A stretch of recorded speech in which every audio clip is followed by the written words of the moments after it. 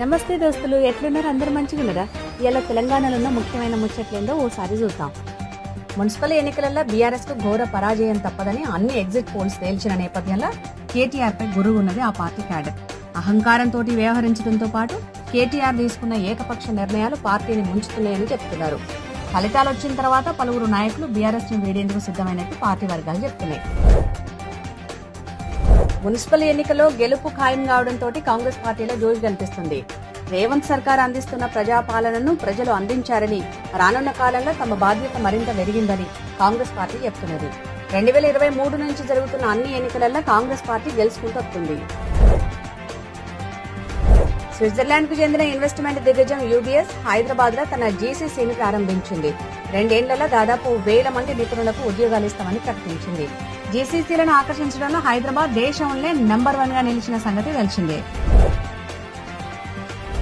హైదరాబాద్ నగర పరిధిని విస్తరించిన రేవంత్ సర్కార్ తాజాగా 3 మున్సిపల్ కార్పొరేషన్లను ఏర్పాటు చేసింది.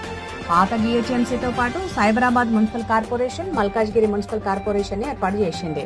పాలనా సౌలభ్యంతో పాటు పారదర్శక పాలన అందించేందుకు ఈ నిర్ణయం తీసుకున్నది.